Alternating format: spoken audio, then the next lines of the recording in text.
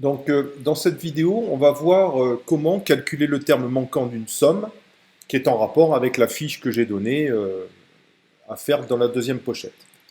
Donc ici, par exemple, on a l'opération 25,3 plus un point d'interrogation, c'est-à-dire le nombre qu'on doit trouver, égale 61,2.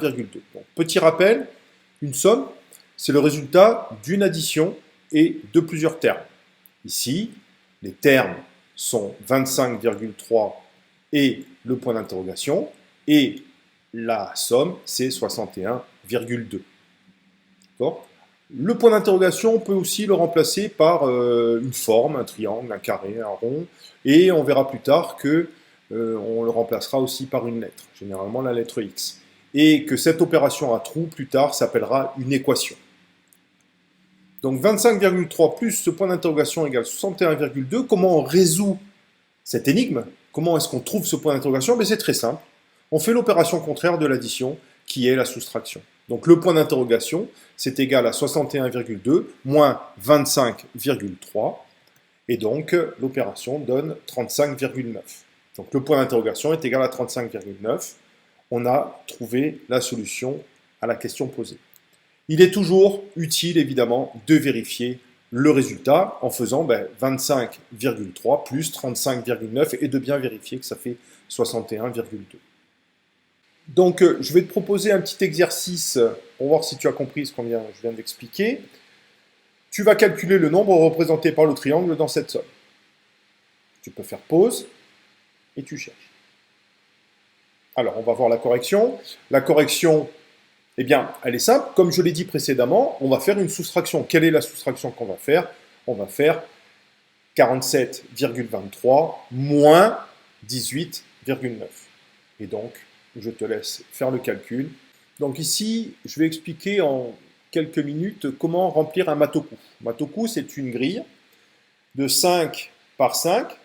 On va utiliser les chiffres de 1 à 5. 1, 2, 3, 4, 5. Qui ne peuvent apparaître qu'une seule fois dans chaque ligne ou chaque colonne.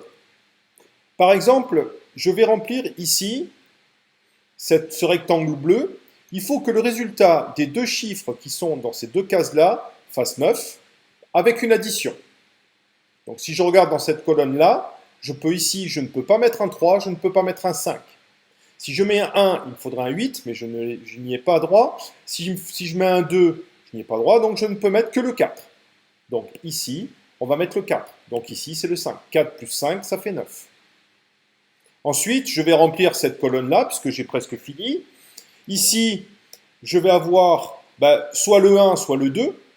Donc 2 plus 4, ici, ou 1 plus 5. Le problème, c'est que le 5 est déjà là. Le 5 est déjà là, donc ça ne peut pas être le 1 et le 5. Donc ce qui veut dire que, ici, le 1 va être forcément ici. Le 1 fois 2, ça fait 2. Donc j'ai bien le 2. 1 fois 2, ça fait bien 2. Donc je peux continuer, évidemment, ici, le 2 est facile. Donc qu'est-ce qu'il faut ici? Il faut un 4, puisque 4 plus 2, 4 plus 2, ça fait bien 6. Et on remplit le matoku comme ça, de proche en proche. Donc je peux te laisser faire une pause si tu as compris pour le terminer, puisque je vais entièrement le corriger. Donc je continue mon raisonnement. Je vais ici mettre le 3, d'accord? Pourquoi? Eh bien, parce que ici, je dois obtenir le 4, donc ça peut être 1 plus 3, forcément. Il me manque ici le 1 et le 3. Donc ça aurait pu être le 1 ici et le 3 ici, mais on voit bien que ça ne peut pas être le 3 ici. Donc le 3 est ici et le 1 ici. Donc j'ai rempli ma deuxième colonne. Et je continue comme ça, de proche en proche. Ici, ça peut être le 2, puisque 2, qu'est-ce que c'est qui fait 2 avec une multiplication? Ça peut être que 1 fois 2. Comme le 1 n'est pas ici, il est forcément là, donc le 2 est là. Et on remplit comme ça, de proche en proche. Voilà la solution. Donc ici, on va mettre le 1, puisqu'il ne peut pas être là, et il ne peut pas être là, puisqu'il est déjà dans cette ligne-là, il est déjà dans cette ligne-là. Et ensuite, une multiplication, c'est facile, c'est 5 fois 4. Donc, on peut tester le 4 ici, le 5 ici, ou le 4 ici, le 5 ici. J'ai fait un choix, j'ai choisi ça, et puis je continue ma grille et je regarde si ça fonctionne. Si ça ne fonctionne plus, j'inverserai mon choix. Donc voilà comment on remplit une grille de Matoku.